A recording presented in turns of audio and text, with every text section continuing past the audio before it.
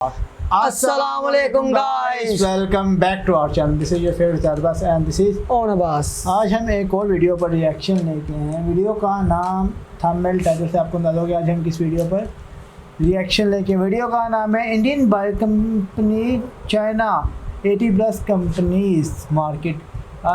तो नाम से भी मेरे हिसाब से बाइक कंपैरिजन है इंडिया और चाइना की। तो अगर आप वीडियो स्टार्ट करने से पहले आपसे गुजारिश है चैनल कर दे सब्सक्राइब, बेल आइकन कर दे प्रेस और इंस्टाग्राम को लाजमी फॉलो करें। अगर आप इसी तरह किसी और वीडियो पर रिएक्शन चाहते तो उसका लिंक कमेंट बॉक्स में इंस्टाग्राम पे शेयर करना, उस पर भी जरूर रिएक्शन देंगे। मिलते हैं वीडियो के बाद। Let's get started. 3 2 1 and start.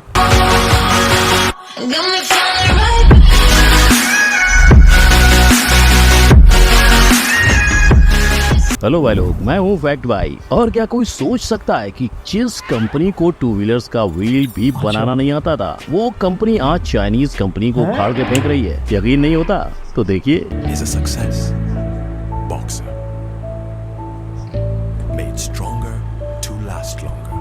जी हाँ, बजाज, हमारा बजाज। लेकिन बस बजाज ही नहीं, एक कंपनी और है जिसने चाइनीज कंपनियों के नाक में दम कर रखा है। और सबसे मजे की बात तो ये है कि उस कंपनी को एक लॉयर ने बनाया है। आखिर कौन सी है ये कंपनी, आइए देखते हैं। Two wheeler industry.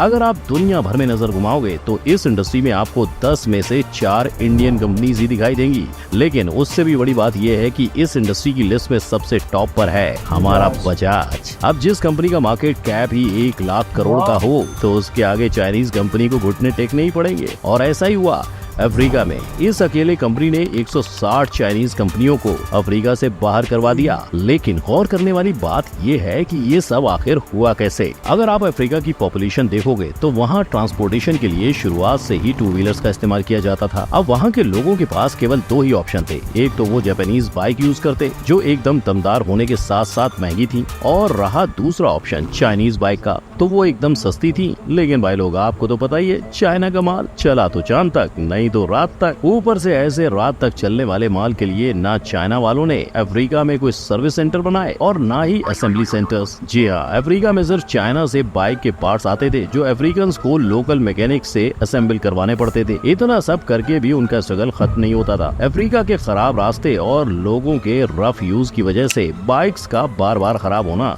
चलता ही जा रहा था। अब सोचने वाली बात ये थी कि वहाँ के लोग ठहरे गरीब, जो एक तरफ जापानीज महंगी बाइक को खरीदने का सोच भी नहीं सकते थे और दूसरी तरफ चाइनीज बाइक लेकर उसको बार बार बना भी नहीं सकते थे। तो बस यही गैप हमारे बजाज ने पहचान लिया और अपनी बजाज बॉक्सर अफ्रीका में लॉन्च कर दी। ये बाइक इतनी मजबूत थी कि अफ्रीका के कठिन सड़कों में आराम से चलती थी। अफ्रीकन कंज्यूमर्स की जरूरत को समझते हुए इसको क्वालिटी के मामले में इतना टॉप क्लास रखा था कि ये बाइक सीधा जापानीज बाइक्स को टक्कर देने लगी। जहां अक्सर बाइक में 100 सीसी का इंजन होता है, वहीं इसमें 150 सीसी का इंजन बिठाया था। और इतना होकर भी इनकी प्राइस जापानी बाइक के मुकाबले कम ही थी। इसीलिए तो वहां के कंज्यूमर सोचने लगे कि चाइनीज बाइक्स लेने से अच्छा है कि थोड़े से पैसे डाल के बॉक्सर ही ले लेते हैं। और इसी वजह से अफ्रीका का सारा टू व्हीलर मार्केट चाइना के हाथों से फिसलता चला गया। और इसी प्रकार चाइना की 200 में से 160 कंपनीज को ताला लगाने की नौबत आ गई। इसकी मजबूती इतनी थी कि आगे जाके इस बाइक की सेकंड हैंड मार्केट में भी काफी डिमांड बढ़ने लगी।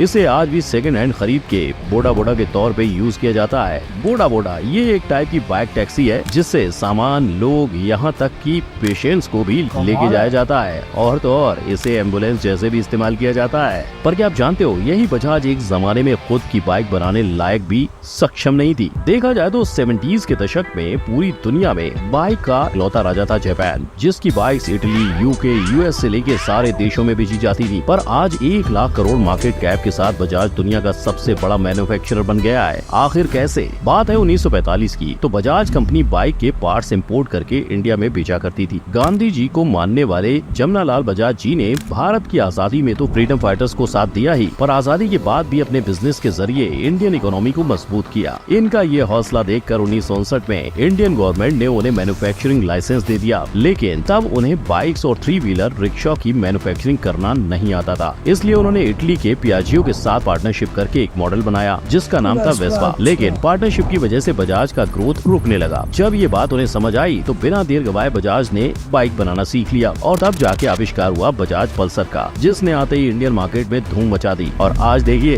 इसी कंपनी की वजह से 10,000 से भी ज्यादा लोगों का घर चल रहा है, क्योंकि उसके बाद बजाज ने कभी पीछे मुड़ के नहीं देखा और जल्द ही पूरे 70 देशों में अपना परचम लहरा दिया, जिसमें से सबसे बड़ा मार्केट रहा अफ्रीका का। पर बजाज के आने के बाद भी मार्केट में 40 चाइनीज कंपनीज बची ही थी, जिन्हें टक्कर दी सेकंड प्लेयर टीवीएस ने। और आज उन 40 कंपनियों का भी अफ्रीका में टिक पाना नामुमकिन हो गया है। बजाज की तरह ही टीवीएस के जन्म की कहानी काफी इंस्पिरेशनल है। इस कंपनी को 1877 में तमिलनाडु के एक लॉयर ने बनाया था। जी हाँ, टीवीएस के ओनर को अपने पिता की मर्जी की खातिर कई जगह जॉब करना पड़ा, जैसे इंडियन रेलवे हो या फिर गवर्नमेंट बैंक्स, लेकिन हमेशा से उनमें बिजनेस करने की चाह थी, जिस वजह से उन्होंने पहले तो ट्रांसपोर्टेशन इंडस्ट्री में कदम रखते हुए मदुरई शहर में बस सर्विस शुरू की, पर कुछ ही दिनों में वो इस बिजनेस से एग्जिट लेते हुए बाइक इंडस्ट्री में चले गए। अगर ऐसा नहीं हुआ होता तो आज हमें इंडिया की सड़कों पे टीवीएस बाइक्स नहीं देखने को मिलती। लेकिन टीवीएस सिर्फ इंडिया में ही नहीं बल्कि दुनिया के कई देशों में, खास करके अफ्रीका की सड़कों पर अपना नाम लिख रही है। और इस वजह से आज चाइना की बची हुई 40 कंपनियों के वजूद पर सवाल उठ रहा है। अब आपके भी दिमाग में एक सवाल तो जरूर उठा होगा कि आखिरकार हमने ऐसा क्या कर दिया कि अफ्रीकन लोगों को चाइना से बेहतर क्वालिटी की बाइक्स जापान से कई गुना सस्ते दामों में दे दी। तो इसके पीछे की वजह है अपना इंडियन टैलेंट। अपने इंडिया में टैलेंटेड इंजीनियर्स की बिल्कुल भी कमी नहीं है और उसी वजह से कंपटीशन भी काफी ज्यादा है। और जाहिर सी बात है, जितना कंपटीशन ज्यादा उतनी सैलरी कम, और इन्हीं कम सैलरीज की वजह से मैन्युफैक्चरिंग के लिए आने वाला खर्चा भी कम। तो यही राज है कि हम जापान जैसी अच्छी क्वालिटी की बाइक्स चाइनीज बाइक से थोड़ी महंगी पर जापान से कई गुना सस्ते दामों में बेच पाते हैं। पर सिर्फ अफ्रीका ही नहीं, जैसे मैंने पहले बताया कि पूरी दुनिया में भी हम 2 व्हीलर मार्केट में राज कर रहे हैं, जिसमें बजाज तो है ही, पर 2022 में टीवीएस और हीरो मोटर्स ने भी अपना कमाल दिखाया है।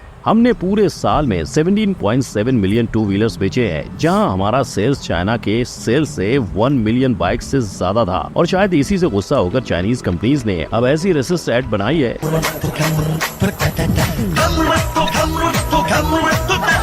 और ये वीडियो ऐसे ही किसी ने नहीं बल्कि चाइनीज गवर्नमेंट ने अपने पोर्टल पर डाली है, जहां अब चाइना समझ गया है कि वो इंडिया की बराबरी नहीं कर सकता, तो उसने इंडियन बाइक्स के मोड्स और टेक्नोलॉजी चुराना शुरू किया है। अब इस पे फैक्ट भाई चाइना वालों से इतना ही पूछना चाहेगा कि भले ही आप भूलिया कॉपी कर लो, लेकिन हमारे जैसी क्वालिटी लाओगे कहाँ से? और इस सक्सेस का क्रेडिट बजाज और टीवीएस के साथ ही साथ हीरो को भी जाता है। पर आज जो 2 व्हीलर इंडस्ट्री का हीरो है, वो एक जमाने में साइकिल के पार्ट्स बेचने का बिजनेस करता था। दरअसल ये स्टोरी है ब्रज मोहन लाल और उनके 3 भाइयों की, जो इंडिया पाकिस्तान पार्टीशन के बाद पाकिस्तान में ही बसे थे, पर बिजनेस की चाह उन्हें कमारिया से अमृतसर ले आई। नहीं तो आज हीरो इंडियन नहीं बल्कि एक पाकिस्तानी ब्रांड होता, पर ऐसा नहीं हुआ। अमृतसर से लुधियाना आके उन्होंने साइकिल के पार्ट्स बेचना शुरू किया और कुछ ही सालों में उन्होंने गवर्नमेंट से साइकिल बनाने के लाइसेंस के साथ साथ 6 लाख का फाइनेंशियल सपोर्ट भी पा लिया। फिर 1986 में उनका नाम दुनिया की सबसे बड़ी बाइसिकल कंपनी के नाम से गिनीज बुक में रिकॉर्ड हो गया, जिसके बाद वो बाइक बनाने के बिजनेस में उतर गए। और देखिए आज वही साइकिल बनाने वाली कंपनी बाइक के गियर लगाकर सक्सेस की रेस जीत गई। लेकिन हम आज सिर्फ अफ्रीका में ही नहीं बल्कि पूरी दुनिया में चाइना के साथ साथ जापान को भी 2 व्हीलर मार्केट में टफ कंपटीशन दे रहे हैं। पर आने वाले दिनों में भी अगर हमें हमारी यही डोमिनेंस रखनी है तो इंडिया में मैन्युफैक्चरिंग और इंजीनियरिंग को बढ़ावा देना पड़ेगा, क्योंकि अगर हर फील्ड के लोग आईटी सेक्टर में चले गए तो आने वाले समय में हमें स्किल्ड इंजीनियर्स की कमी महसूस हो सकती है, जिससे कि हम हमारी दुनिया में बनाई हुई जगह गंवा सकते हैं, जिसे बचाने के लिए हमें मेक इन इंडिया को और ज्यादा बढ़ावा देना पड़ेगा। तो दोस्तों आज मैंने आपको बता दिया कि कैसे हमने चाइना को टक्कर देते हुए उनकी 160 कंपनियों का दिवाला निकाल दिया।